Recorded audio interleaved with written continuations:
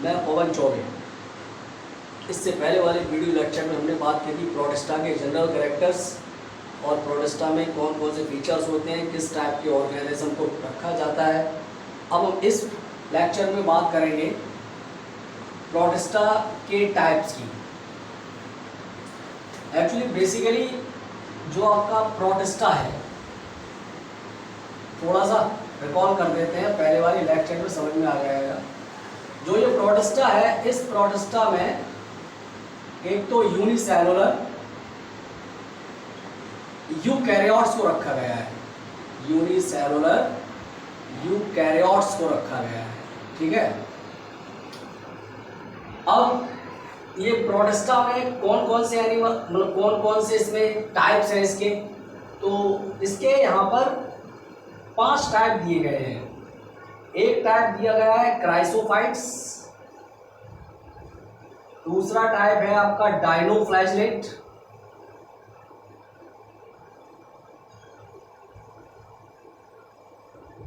तीसरा आपका टाइप है यूग्लिनोइड्स,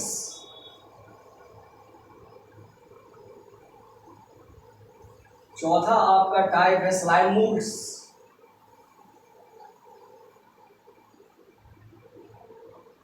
और पांचवा आपका टाइप है प्रोटोजोन।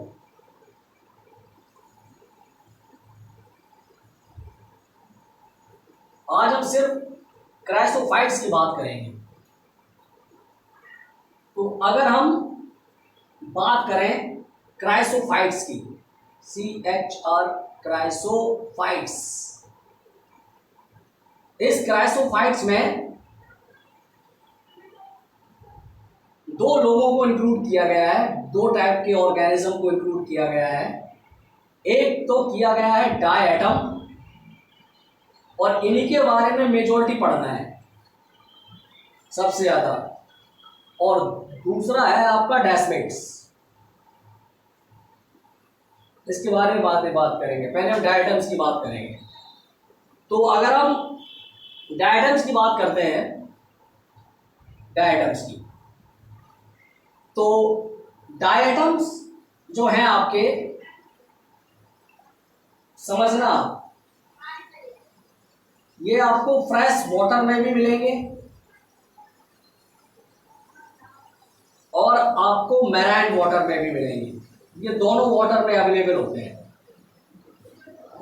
नेक्स्ट, ये जो डायएटम्स हैं आपके, ये फोटोसिंथेटिक है, ये आपके फोटोसिंथेटिक है, और ये फोटोसिंथेटिक है। ओशियन की सरफेस पर ये पूरे डायएटम फैले रहते हैं, और ये ओशियन में अप्रोक्सीमेटली 20 से 25% ऑक्सीजन प्रोड्यूस करते हैं बाय द फोटोसिंथेसिस, और वहां की फूड चेन में सबसे इंपॉर्टेंट रोल प्ले करते हैं। इसीलिए इन डायएटम्स को ओशियन का चीफ प्रोड्यूसर भी कहा जाता है, ओशियन का चीफ प्रोड्यूसर भी कहा जाता है, क्योंकि ये 20 से 25% ऑक्सीजन रिलीज करते हैं through the photosynthesis in ocean. इसके बाद नेक्स्ट कैरेक्टरिस्टिक क्या है। अब अगर हम डायएटम्स को देखें, डायएटम्स क्या है, इनको देखने के लिए हमें एक माइक्रोस्कोप की जरूरत पड़ती है। कंपाउंड माइक्रोस्कोप में इनका स्ट्रक्चर को देख सकते हैं, तो ये माइक्रोस्कोपिक है। नेक्स्ट, सबसे अच्छा इनका जो कैरेक्टर है, इनको एक वर्ड इस्तेमाल किया जाता है, ये प्लैंकटन है। ये कौन है? ये प्लैंकटन है। अब ये प्लैंकटन क्यों है, इनको प्लैंकटन क्यों कहा जाता है? Because they passively float in water, बिना किसी एनर्जी के वाटर करंट के साथ ये आराम से मूव कर जाते हैं, passively float in water. That's why they are called as plankton. इसीलिए इनको प्लैंकटन कहा जाता है, क्योंकि ये पानी के साथ पैसिवली फ्लोट करते हैं, एक्टिवली नहीं करते, पैसिवली, ठीक है। अब अगर हम देखो, अब बात आती है कि डायएटम्स के बारे में, ये तो हो गया। अभी विजुअलाइजेशन चीज अलग है, पता चलता है कि डायएटम कैसा होता है, कैसा दिखना चाहिए। तो जो डायएटम्स को जब हम माइक्रोस्कोप में देखते हैं, तो डायएटम्स हमको जस्ट लाइक ए थॉर्न, कुछ कांटे की तरह ऐसे स्ट्रक्चर हमें स्पिक्यूल जैसे दिखाई पड़ते हैं।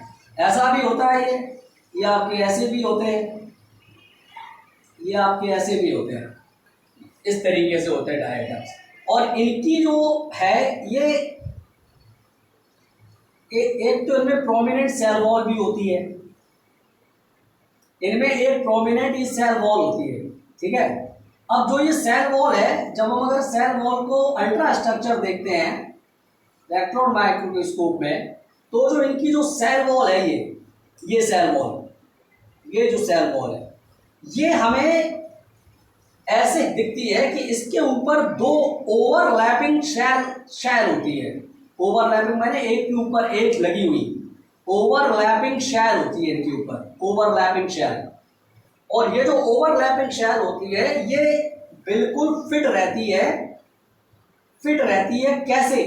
Like a soap box, like fit रहती है बिल्कुल ये कैसे?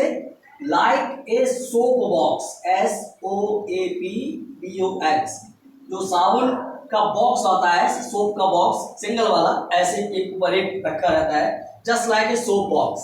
इस तरीके से ये सोप बॉक्स होते हैं। अब ये जो शैल होती है ओवरलैपिंग शैल सेल वॉल में, ये एक स्पेशल कॉन्स्टिट्यूट की बनी होती है जिसका नाम होता है सिलिका। सिलिका ये कुछ कांच जैसा स्ट्रक्चर होता है, और आप इसे चीनी मिट्टी जैसा भी कह सकते हैं। शायद इसका फार्मूला SiO2 होता है, ये सिलिका। इस तरीके का स्ट्रक्चर होता है इसका ऊपर। अब इसमें ये जो होते हैं आपके डायटम्स, और ये क्या होते हैं, जब इनकी डेथ होती है, ये मर जाते हैं, जब ये डेड हो जाते हैं, तो ये क्या करते हैं, अब बॉडी में ताकत होती नहीं, तो ये नीचे जाकर डेड होने के बाद ये जाकर सी के बॉटम में जाकर डिपॉजिट हो जाते हैं, बॉटम ऑफ ओशियन। ये बॉटम ऑफ ओशियन पे जाकर ये डिपॉजिट हो जाते हैं व्हेन डेड। अब माइक्रोस्कोपिक है, तो ये जब अंदर चले जाते, जब इनकी डेथ होती है तो माइक्रोस्कोपिक है, तो कुछ अगर नंबर में डेथ होगी तो पता नहीं चलता।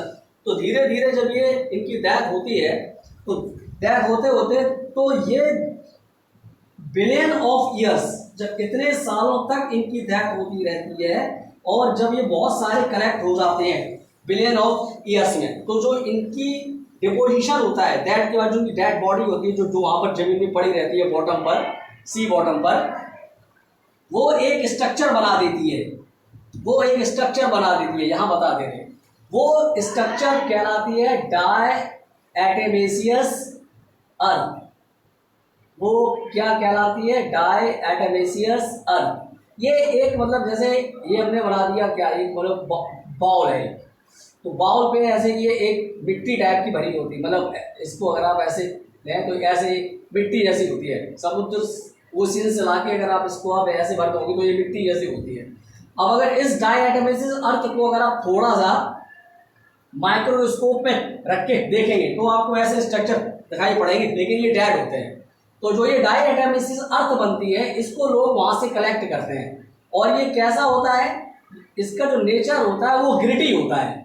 ग्रिटी माने खुरदरा टाइप, ये मतलब रफ टाइप की होती है, खुरदरी टाइप की। तो इसका हम लोग इसका हम लोग यूज भी करते हैं पॉलिशिंग में, filtration of oil and serum. इसका इस्तेमाल हम लोग एक तो करते हैं filtration of oil and serum, filtration of oil and serum, और पॉलिशिंग में इस्तेमाल करते हैं, ठीक है। तो डायटम्स का ये डायटम्स आपका फ्रेश वाटर एंड मैराइन है, फोटोसिंथेटिक है।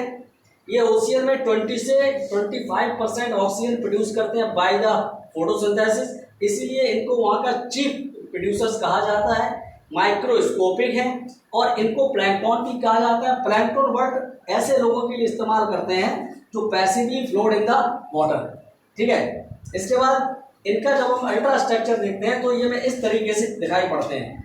इनकी जो सेल होती है, इनकी जो सेल वॉल होती है वो एक स्पेशल सेल से बनी होती है, वो ओवरलैपिंग सेल होती है, एक दूसरे के ऊपर ओवरलैप होते हैं और फिट रहती है, लाइक ए सोप बॉक्स। जैसे वो सिंगल साबुन का जो वो बॉक्स आता है उसको एक ऊपर एक रख दो, तो उस तरीके से ये पाए जाते हैं। अब जब इनकी जब ये डेड होते हैं तो डेड होने के बाद ये जाकर नीचे ओशियन के बॉटम पे जाकर डिपॉजिट हो जाते हैं। और जब जब इनका डिपोजिशन बिलियन ईयर से चलता रहता है तो इनका जो डिपोजिशन होता है वो जस्ट लाइक ए मिट्टी डायटोमस अर्थ की तरह हमको दिखाई पड़ता है। और ये कैसे होते हैं? Being graded in the nature, ये रफ होते हैं। तो जब ये रफ होते हैं तो इनका इस्तेमाल हम लोग फिल्ट्रेशन ऑफ ऑयल और सिरप में करते हैं। अब यहाँ पर एक चीज और बची है आपकी डेस्मिड्स। डेस्मिड एक्चुअली क्या है कि डेस्मिड्स को एक्चुअली ग्रीन एल्गी कहा जाता है। और बाकी ये सारे करेक्टर जो हैं इनके, जैसे ये फ्रेश वाटर और मैरान में भी होते हैं, फोटोसिंथेटिक भी होते हैं, माइक्रोस्कोपिक भी होते हैं। और इनको हम लोग, ये होते तो ग्रीन है लेकिन एक्चुअली इनको गोल्डन एल्गी कहा जाता है क्योंकि ये फोटोसिंथेसिस करते हैं, है ना। गोल्डन एल्गी कहा जाता है। और ये जहाँ तक है ये गोल्डन एल्गी जो नाम इनको डेस्मिड्स को दिया गया है वो बाय मिस्टेक दिया गया है। वैसे ये ग्रीन एल्गी होते हैं, ये ग्रीन एल्गी हैं आपके डेस्मिड्स। और इनको क्राइसोफाइट में इसलिए रखा गया है क्योंकि ये सारे कैरेक्टर इन पे एप्लीकेबल होते हैं। ठीक है, ये आपका पूरा डायटम्स, इस वाले लेक्चर में हमने आपको पूरा डायटम्स एक्सप्लेन कर दिया। अब हम आगे वाले में बात करेंगे डायनोफ्लैगेलेट्स। ओके।